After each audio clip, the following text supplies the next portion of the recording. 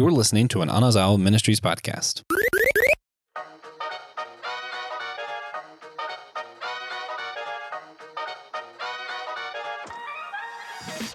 Does DC's Titans believe in the doctrine of original sin? Well, we're going to ask that, sort of. Or genetic sin, family sin? I don't know. Today we're going to be looking at the HBO series Titans and how their past and families' sins determine their future and their current standing in the HBO show. Guys, we are Systematic Geekology, the priest to the geeks.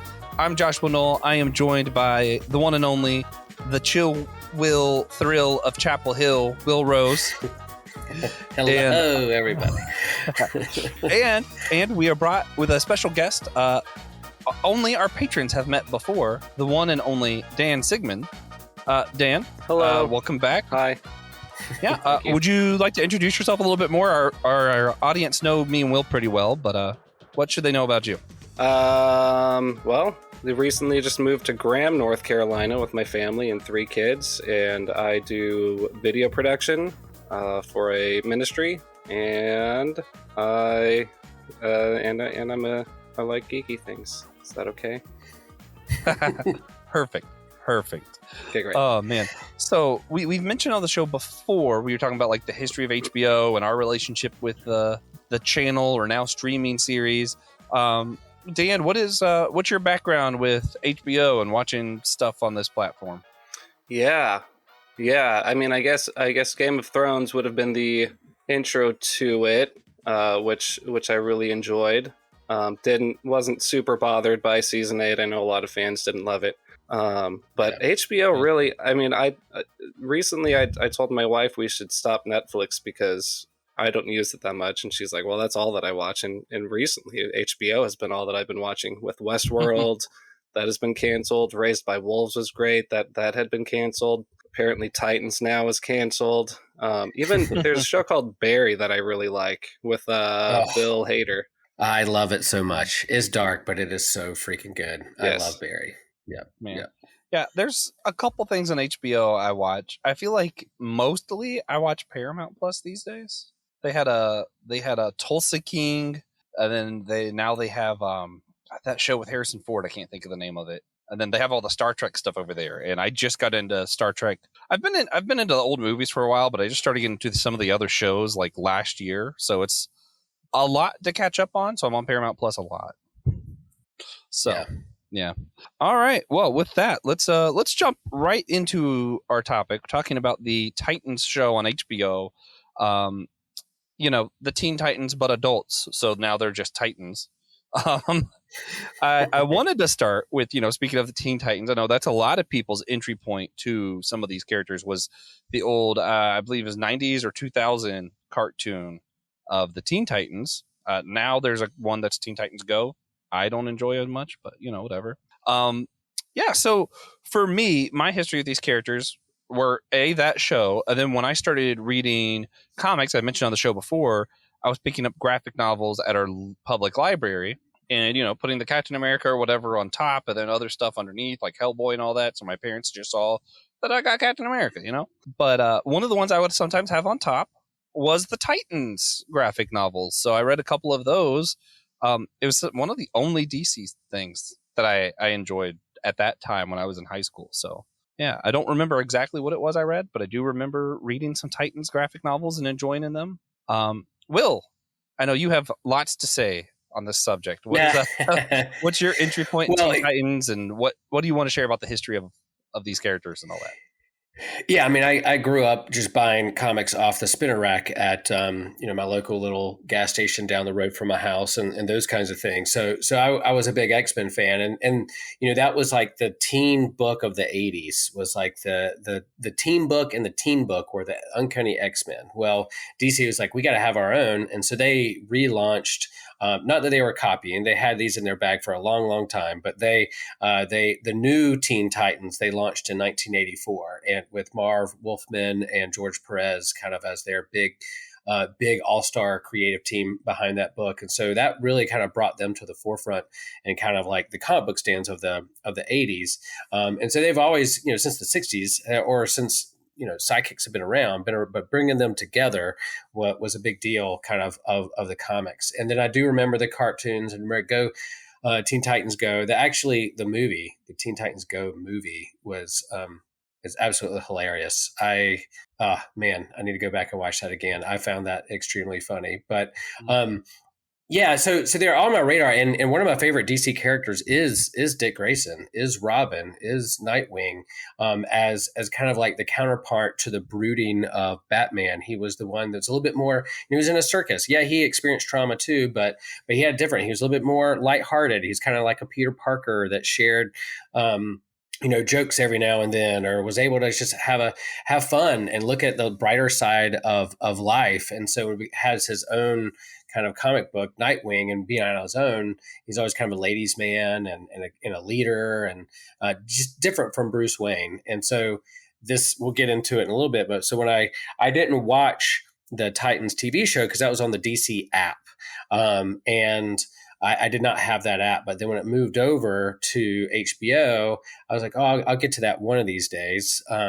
And for those who don't know, you had the DC streaming app that then Warner Brothers bought out DC and brought all that DC property over to HBO because they're a big part of that. So anyway, I was like, man, I need to watch this one of these days because I heard it had a different tone. It was a little bit more edgy, a lot of F-bombs. It's HBO. It's got DC was trying to be edgy, and then HBO was like, cool, you drop F-bombs and trying to be more edgy. We'll do some more seasons. And then so doing this series got me to watch this show, and I'm glad I did, even though it's a little different from the Teen Titans that I grew up with or know personally. Yeah. And in the comics now, even Nightwing is like the main guy, and the Titans are kind of taking the place of Justice League, more or less, right?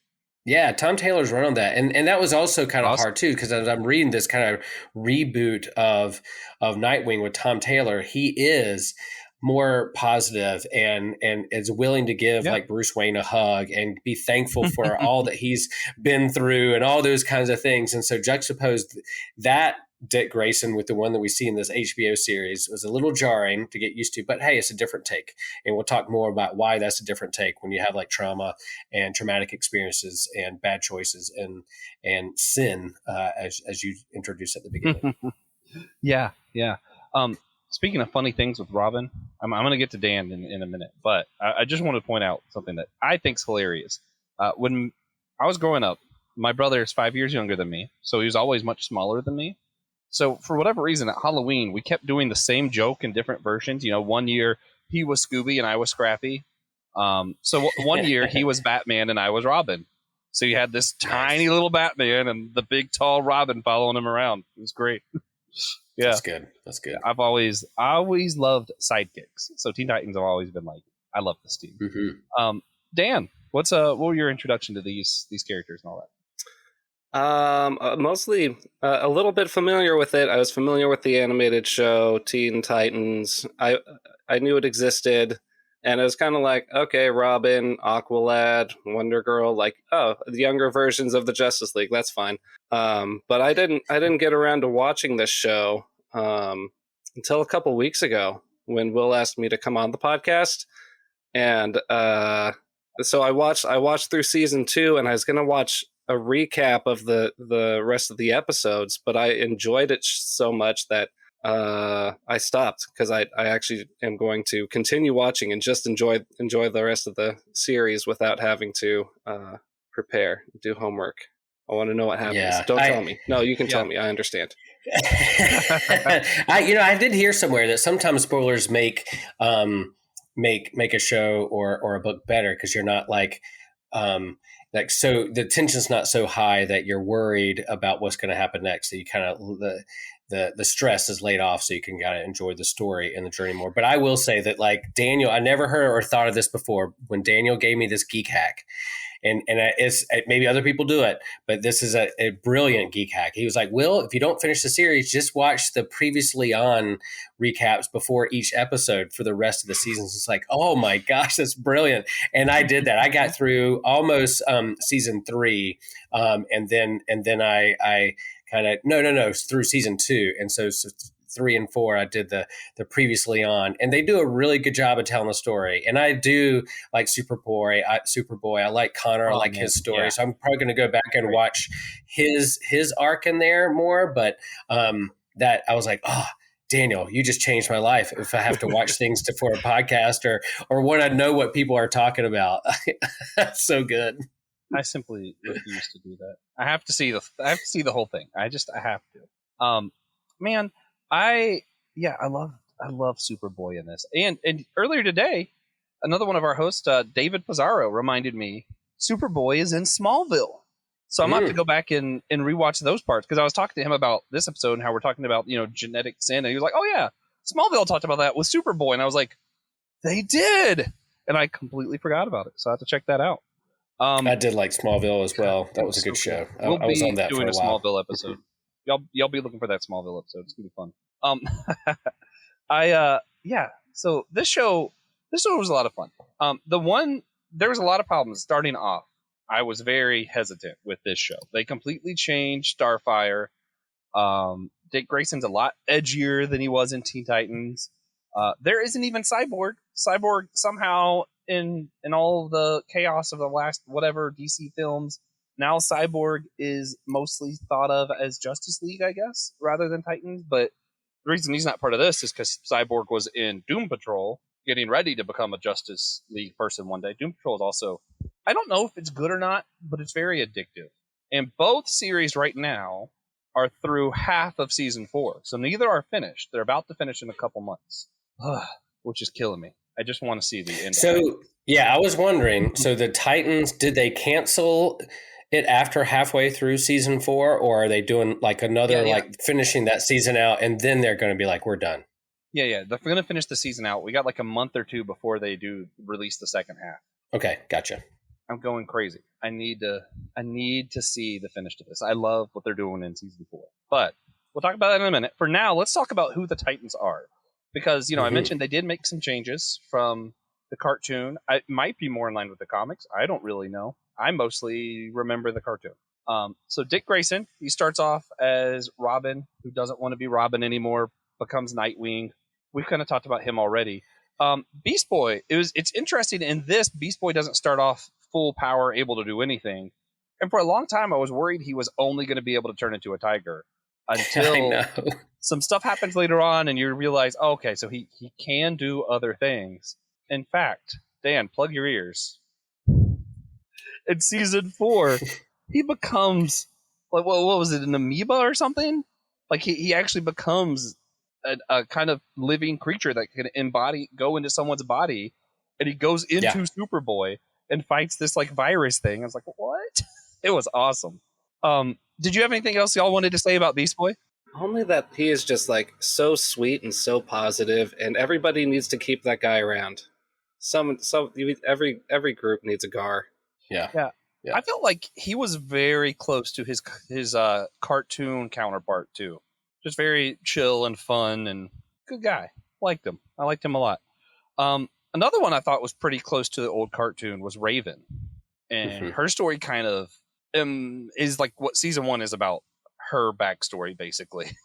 So I thought it was really cool how much attention they gave to her and her family and all that. Will, did you have anything else you wanted to mention about Rachel? No, I just thought that was a good place to start, being like the younger one and her origin story and dealing with the darkness. They're all dealing with the darkness. It's a good way. They use her as a vehicle to share people's origin stories without going like a whole big deep into a whole episode of origin stories. She would just touch them, read their mind, and see visions of with their traumatic experience. And I'm like, oh, that's brilliant. Like I didn't have to spend like 3 episodes of like Robin's origin story. She just saw what happened to him and why, and same with Gar and with others too.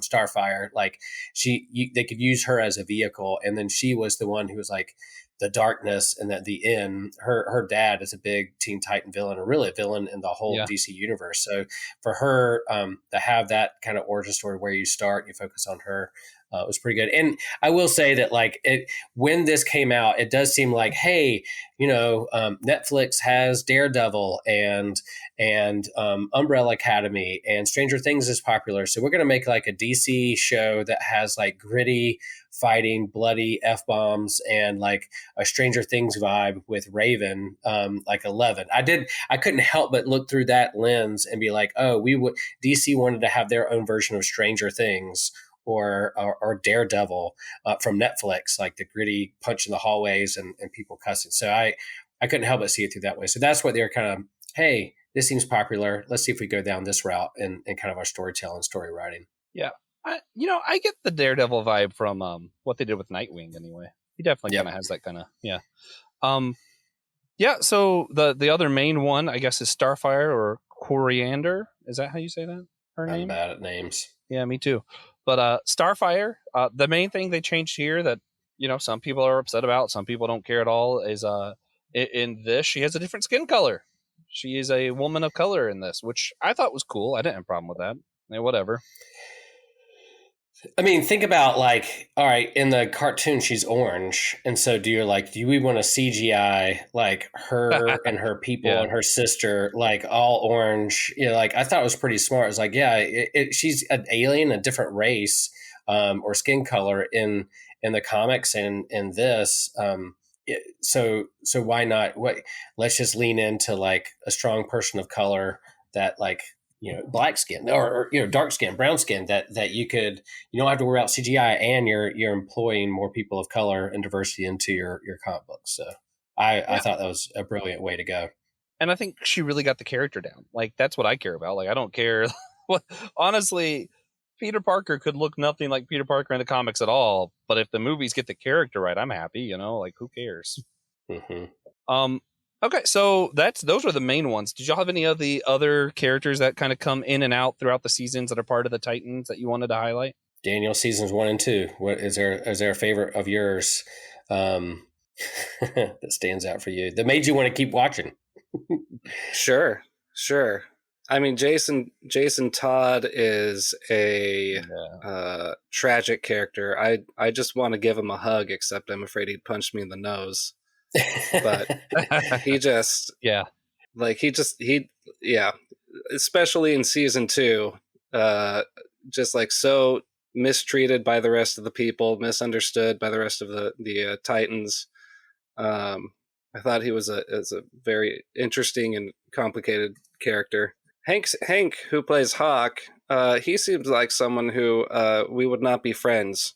This kind of jock, kind of a cocky jerk.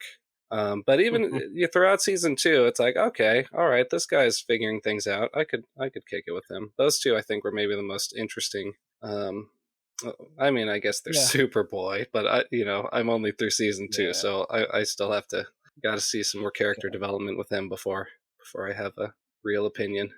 Yeah, I love Connor Kent, Superboy. And I'm told from my other comic book fans, which Will can confirm or deny this, that's probably the part that they get most comic book accurate, is kind of his story, his background, and his character. Yeah, I love that. I mean, he emerged in the 90s when they did the big Death of Superman event in the 90s and killed off Superman. So then okay, this guy shows up as Superboy. What's his backstory? So they slowly reveal kind of what his backstory was and how he was created and how he emerged. And I think they do it. And then eventually they put him on the Titans or Teen Titans. And I think that's great. And I'll also say that like Hawk and Dove, I don't know, if something about this show, those characters, I did not like. And I've never seen them in the comic books. I read a little bit about kind of their background in the comics. I've never really had a Hawk and Dove comic, but man, whenever they showed up on the screen or had like their time, I fast forward those episodes. That was just me. I did not like them at all. And I don't know what it was about them that made me feel that way, but that was me personally. See, I agree with you all up until the end of Hawk's story arc. He won me over at the end of his arc. Which is what season? I don't want to get into that. In season 3, it kind of wrapped stuff up for him. Yeah. You're too kind. You're too kind.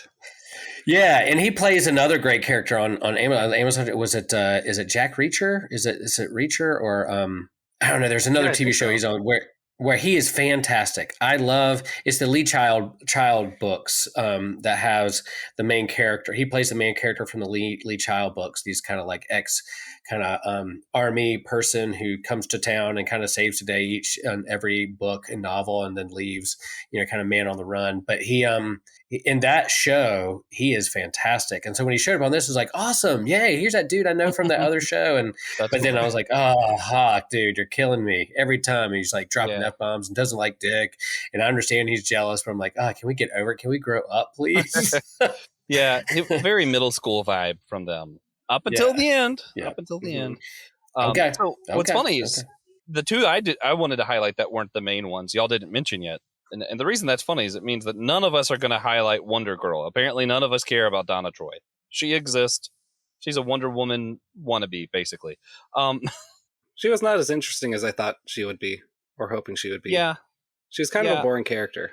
At first, it seemed like her and Dick Grayson's relationship might be interesting, and then she kind of dropped it. I guess it was weird, but I wanted to bring attention to Tim Drake.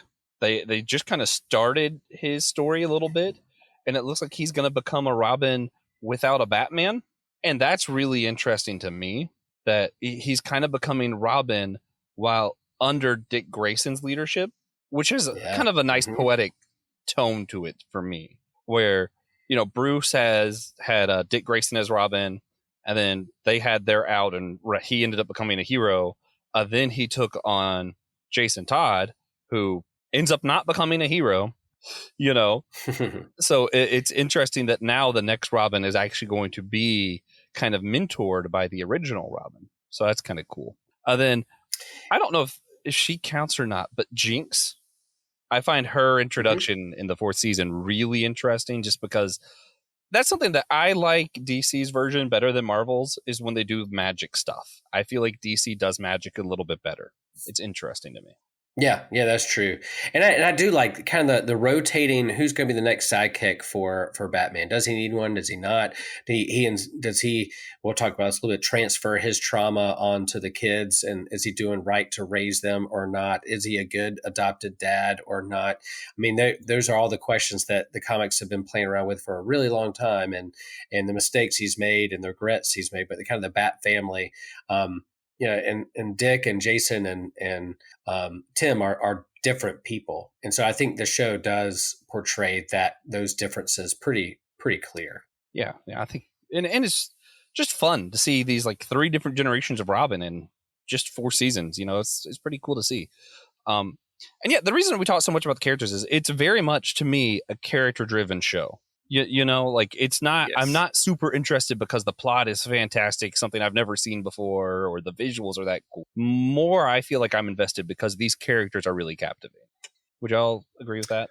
I agree to the point where both of the season finales I felt like were just a little bit anticlimactic, but I think it's because the characters were centered. And it was more about the characters and how they've grown throughout the show, grown and changed, rather than making the Deathstroke. That was a pretty cool fight. Yeah, but, it just seemed rushed and wrapped up very quickly in both of those 2 seasons. I think it was my second favorite Deathstroke. My favorite being the one in Arrow. God, they got him. He was Slade was so cool in Arrow. We mentioned earlier, we're talking about the characters. Superboy, Connor Kent, a big part of his thing is he was a genetic child, basically, of like his half genetics come from Lex and half of them come from Clark Kent. So he's like Superman with Lex Luthor's brain kind of deal. And does he get either of their virtues passed down genetically? Who knows? And that's just sort of what's interesting is I feel like that kind of highlights the theme of this show as a whole.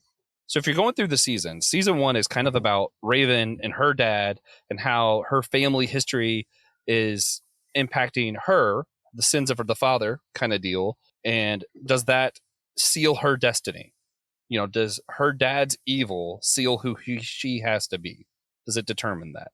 And you see that also kind of with Robin and Dick Grayson and Bruce Wayne's relationship. You see that same kind of thing of, did what Bruce do determine who Robin has to be. And that's a big theme in season 3. Season 2, we have Slade, and that's kind of did what the old Titans did with Hawk, Dove, and Robin at the time. Did what they did determine what the new Titans are going to have to be. And then even season 4, now we're kind of getting into a little bit different stuff with like magic versus sci-fi. Why is Superman, which is funny, I didn't know this until the show, but one of Superman's weaknesses is magic. Mm-hmm. So you see, Connor Kent finally kind of got a little bit arrogant. Some of his Lex Luthor starts showing up, and all of a sudden magic comes into the scene and kind of knocks him down a peg. and it's funny because even in that, though, we're seeing some new characters pop up and tying back to Robin's dad and different stuff like that. And the question again is what the previous generation did going to determine the current generation's future? So I don't know. Does it seem like I'm kind of on point here? Is that sort of what the show's main question is? Yeah. I mean, with the Raven character, you have her in season 1, and she sees this other side of her reflected in mirrors and in glass, and you see it. She sees this darkness. But I was watching the show, and they kept on having all these shots with reflections of the characters, and at first I thought, like, are the cinematographers just trying to do something cool here and make it look neat? But no, I think what they're trying to highlight is, yes, Raven has this darkness inside her, but so do all of the other characters. Like every single one of them are struggling with their identity, even with what's her name, Coriander, Starfire. Yeah, I mean, she literally doesn't even know who she is throughout most of season 1. So it's pretty, it was pretty interesting. Yeah. And what's ironic about that is Coriander's sister eventually comes in the thing, and a lot of her story ends up becoming is her society, the history of her family going to determine her future. Again, it's the same question for her story. I think Beast Boy is one of the only characters that you don't really have that kind of arc with yet. Right. And he tends to be a little bit nicer. Yeah. And more lovable. Because I mean, there you go. Like I'm going through my list here and I'm like, Dick Grayson. Yep. That's his story. That's Raven's story. It's Starfire's story. It's Jason Todd's story. Dove and Hawk, less so. It's sort of more of their own past coming back to haunt them. Connor Kent, that's his story. Tim Drake, we don't know what his story is going to be yet, so I don't know. But Wonder Girl, definitely her story. It's definitely Jinx's story. Like, it's definitely like all of these characters have this darkness, and it seems like most of them, it's attached to, their family or their past of some sort, or even genetics. Yeah, I think you're right. Like, generational trauma and what you do with your trauma is a big part of these stories and these characters. And they've always been really superheroes too. We've talked about it before. It's like, all right, you've had a bad experience, you've had trauma, there's something that's a disaster that's happened. How do you respond to it? Are you going to respond by not wanting others to experience the same thing you did? Or are you going to want others to experience the same thing you did? So that's the difference between Batman and Joker. Is like, Batman's like, I don't want other people to experience the same way I did when my parents died, so I'm going to stop crime by any means necessary. Or not any means necessary, but I'm going to do everything I can and my resources to make sure that. Joker is like, I experienced this trauma and I want others to experience the same thing and create chaos. And so that's why it was a little off for me. Like, when I know what they were trying to do. They wanted to create some buzz and controversy and clickbait. When Dick Grayson looks at the camera and says F Batman, you're kind of like, okay, what's going on here? How is this different than the comics? I'll keep watching. But I think that the generational trauma, and I think that relates to our own lives. Yeah, original sin. Are you born evil, born good? I think there's one point where Starfire even is talking with Rachel, and she's like, look, we're not born good or bad. We are our choices are the ones that set our destiny. And then later on, Rachel's like, nope, I was born bad. And I kind of want to be there in the middle and say, like, look, y'all, we are born, we're when we were created, God said it is good, but yet we're not separate from our context and relationship. So yeah, I am the choices that I make, and that determines my destiny. But I'm not just like on my own, a clean slate. I'm born into a family system. I'm born into a community. I'm born into a Mhm. particular context, and that helps shape or nurtures or derails the choices that I try to make in this world. So yeah, original sin, if you see it as kind of like we're all caught up in kind of a broken system, and we're captive to that, then that is what we got to wrestle with and think through moving forward with the choices that we make. Yeah, and then I think one of the most interesting parts when we're talking about generational sin, even this is you're talking about the difference of the comics and the show. In this, you see trauma that occurred because of Bruce's parents affects Bruce, which affects the two Robins, right? And it affect even you saw where it affected Dick Grayson, and he poorly led the original Titans team because of his trauma. And then it came back to haunt this new Titans team, and he's forced to say, "How can I do things differently?" And what this is why I think season 2 might be the best version of the story that they're trying to tell is he not only is he faced with that choice, he's able to speak to the trauma of Slade's child and change not only the trajectory of the Titans team, but also the trajectory of Slade's family line. And that's how you truly beat your villains. I mean, if all you did was kill Slade, then you're going to make his child a villain, and it just keeps going on. This is like real problem solving. Is you kind of get to the root of it. You address that generational trauma that's going on here. Yeah, and I think that's why the next generation, just focusing on mental health and counseling and really going deep into where you've come from and where you're going and being intentional with those things is pretty important. I mean, there are those out there who's like, hey, you should just be strong and pull up your from your bootstraps, or calling people snowflakes because they want to take a mental health day. But you're like, no, that there's some real trauma and there's some broken systems out there that we're trying to break free from. And so how do we heal together? How do we acknowledge and be honest with one another about what's going on within us? And I think a lot of the conflicts within the show are them not acknowledging their trauma, but then also like turning away from it or self-medicating. I mean, poor Jason Todd, like he turns just like designing his own drug and those kinds of things. And so they deal with that kind of stuff. And that's been a part of the comics too. But I think, how are we self-medicating? Are we pulling a community? How do we work together as a team? That's why I love team books and I love these kind of team superhero stuff, because it really goes into like, how do we, not only leadership, but like, how are we going to acknowledge and be in relationship with one another for a common goal? And it really frustrates me when one of them doesn't acknowledge what they're going through, or they want to hide or run away. It's just like, come on, you can do this. But that's the drama of the show, right? Yeah. I want to ask Daniel a second. So you're a ministry setting, you've grown up everything in terms of like the question of like original sin or original blessing, like where is that in terms of as you see it in a ministry setting, but also like through the lens of this particular show? Like, is it either or is it both and, or, what's your kind of take on that? Sure. I mean, I grew up mostly being taught that we're all totally depraved and incapable of doing any good on our own without the Holy Spirit in our lives. And I've learned that might be a little bit extreme. And it wasn't until much later when I learned from other traditions the emphasis of our us being made in the image of God and our image of godness. It was like I was taught we are all terrible people, terrible sinners, and then God comes in and fixes us. When actually we start off being made good, and then we are corrupted by sin or our selfishness. But there's so I guess I would say both at this point. Both and is how I'd look at it.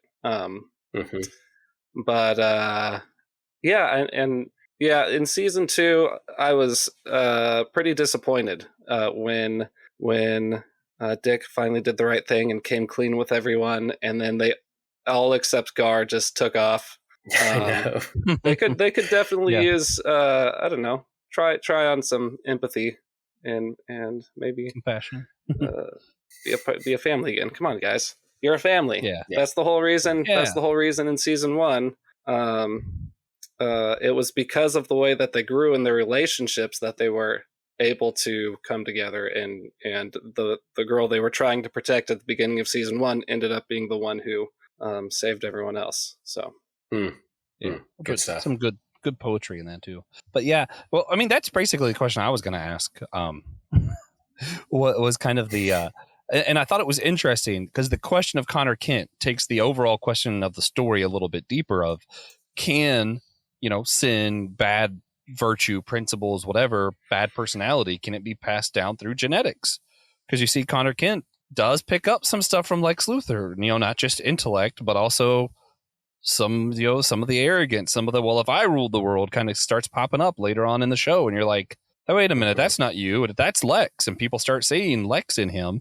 And he's never spent time with Lex. And if you hear stories of people who adopted a child and they knew the original parents, even if the kid never knew them, you kind of hear a lot of that kind of stuff where the kid ends up being a lot like the parents, even if they didn't have that direct influence sometimes. So I don't know. I wonder, how possible is that kind of thing for generational sin, generational problems like that to be passed down, even if it's not through exposure? Yeah. Yeah, there's smart geneticists out there who can chime in on our message boards and let us know. I think it goes back to the nature nurture question, and yeah, there are times when, like, my dad is a recovering alcoholic and quit cold turkey and God bless him, but he's not the most patient man. And so, when great dad did a lot of great things for us growing up, but then, so if I'm impatient and someone says like, oh, you're acting like your dad, I'm like, oh, what are you saying? Was it just around that? Or I had to keep an eye on my own alcohol consumption. Like I like a good beer, like a good few beers, but I need to know that this is my family history and I need to be aware of that. And so I think all that. And then there's people who like see my kids and are like, oh man, they're like the perfect merger of your wife and you in terms of like, the way they act, the way they carry themselves. And I'm like, oh, that's a great thing. But then I wonder like, oh man, I wonder what they've inherited from me that isn't so perfect, that they're going to later on down. I was like, I don't want to be like this because my dad acted this way. But I think it goes down to the nature nurture and then being aware of those things. And this is why I'm thankful of the sciences, social sciences, mental health, and even the geneticists to kind of look and see and think through those big questions to try to make the world a better place. Dan, you had something you wanted to add? Yeah, I actually did read about a study. I read it a few years ago. But basically they did this test with mice where one area of the cage, if they went near it, they would get lightly zapped. And so the mice knew to avoid that. But then the next generation of mice also automatically avoided the same area. So somehow they that behavior passed on. Now I do think a lot of it is going to be your situation, your family history, your background. And there was a story of a woman who was estranged from her father because he was abusive when she was a child. And then when she realized, like, oh, he was abusive because he was abused when he was a child, she was able to forgive him, and they were able to restore their relationship. So empathy, guys, empathy. Yeah. And I mean, this stuff of genetic sin, family sin, original sin, stuff the church has been wrestling with forever, right? I mean, right to this day, I believe the Catholic Church, believes, Mary also needed to be born of a virgin, right? Or at some point that was a doctrine that was Immaculate Conception. Because sin passed down, so she couldn't be born of human, because then sin would have passed down to her and it would have got to Jesus.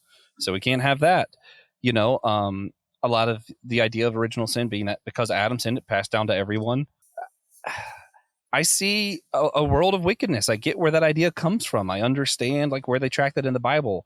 For me personally, a lot of people on our team, talking about all systematic ecology, a lot of them do believe in original sin and that kind of stuff.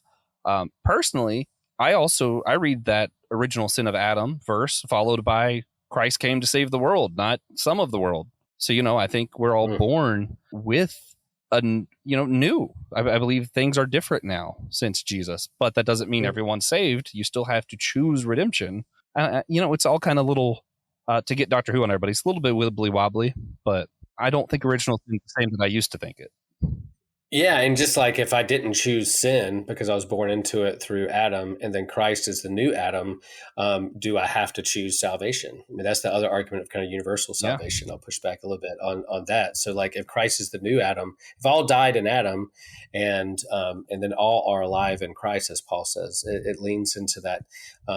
It opens the door to universalism that I think we need to acknowledge. But I think it is interesting to me that before, like, there was this kind of collective groupthink of passing down sin from one generation to another, even though they didn't have genetics or a scientific understanding of how that works. In the same way, like Genesis begins with water, and that scientists will say that life begins in water and emerges out of that, and more complex organisms continue to grow, even though they didn't understand like an evolutionary process or study. That there was still this understanding that life began in water. In the same way, like they can see that like generational trauma and family sin passed down from one generation to the next is a reality that they all that we all deal with. And basically, just so I'm clear with everybody, I'm saying that I'm not really sure. I just don't think original sin worked the way that I was taught it, but I don't really know how it works. I think it might be one of those things that's a little bit beyond my human comprehension, perhaps. With that, we're getting to the end of this. I know that was some deep conversation, guys. Jump in our Discord. We have a Confession with the Saints channel on there. You could jump in there and let us know what you think about original sin. I don't really have any clear answers, so I'd love to talk to you guys about it. And one thing we do with all of these episodes before we end them, I'm gonna make Dan answer first. Actually, we've been asking questions about your TV binging habits. So this time, I wanted to ask, when you're going to watch a show, how do you do it? Do you sit? Do you lay? Do you have a blanket? Are you in your pajamas? Like, what is your go-to comfort place when you're binging a show, Dan? I like the couch. We have these electric couches where you hold a button and the footrest comes up. Now this has all changed a little bit from my preference, because what I used to do, especially on nights when my wife was working, is I would pull a chair right up in front of the TV about 4 feet, and I'd wear comfy clothes, go grab a beer and a snack, and just immerse myself in the show from that location. And it's harder to do it. We had to mount our TV in our new house, so I can't quite have the same experience, which is a real bummer. Yeah. But that's okay. Nice. Man, my habits, not too very surprisingly to anyone at all, my habits exist because of Kingdom Hearts 3. When the game was about to come out, mind you, between Kingdom Hearts 2 and 3, or 1 and 3, half of my life had passed, literally, since this story began to when they were supposedly going to end the love story between Kairi and Sora. So I went out and bought the biggest TV that Best Buy sold at the time. I was planning on getting a chair and all this, and it was when Tiffany and I first started dating and stuff. Ended up kind of having to compromise, so we have this kind of 2-part seat. So I have this giant TV mounted on the wall for Kingdom Hearts that now we use for other stuff for some reason. And the chair is it was customizable. Like it was supposed to be a sectional that you could customize. So she has her part that way that she wanted, and then I have my part the way that I wanted. So she has hers as kind of like a, I forget what's it called when the legs go out, like they stay out. The ottoman. No. Yes, but no. I don't know. But her back is electric and the legs are always there. I don't like the electric. I like to let my weight catty corner the chair exactly to where my body wants to rest. My natural gravity resting spot. So I have mine just like the little pull lever. The legs go out, and I let my weight just put the chair where it needs to be. And I got like a big fleece blanket because I'm always cold, and I have a kind of chubby beagle that sits on my lap. Named Copper. Nice. Yeah. That's not a bad TV mate. No, for me, it just depends on when I'm watching. Like if I'm waking up on Wednesday mornings early before everybody else to grab my coffee and watch the latest episode of Bad Batch or Mandalorian, then I'm sitting up with my cup of coffee trying to pay attention. Afternoon, I'm probably doing other different kind of things, multitasking. At night, I'm trying not to fall asleep, because if I lay down or if I get too comfortable while watching a show, I'm gonna fall asleep at the end of the day. So I have to find ways to keep moving while I'm watching that show. Unless I want to fall asleep while watching a show, then I'll get comfy. So that's where I am. Depends on the day and context. Yeah, I choose what show I'm binging based off whether or not I think I'm going to fall asleep while I watch. Oh, man. Well, guys, with that, of course, you can always go to systematicgeekology.org. We have a host tab. You'll find my name and Will's name there. You can go to guest to see other episodes that Daniel's a part of for now. Also, on the same website, you can check out our merch. You can go to our Patreon from there. That Discord I mentioned earlier, it's on there. Everything goes through that website. So whatever you want to see of us, you can find it there. So yeah, systematicgeekology.org is a good spot. We might be creating a new T-shirt for you to get here pretty soon. Josh and I were texting today about a new T-shirt. We have some ideas. We have some ideas. And I'll also say, make sure you go over to our YouTube page and subscribe and like. There's a video of Daniel and I talking about the slate of DCU that's expanding from James Gunn. This whole new slate that's coming out. So if you hop over there, you can watch that video, like, subscribe, share with your friends. Yeah, and of course, we need y'all to do one other thing for us, and that is to remember that we're all a chosen people, a geekdom of priests.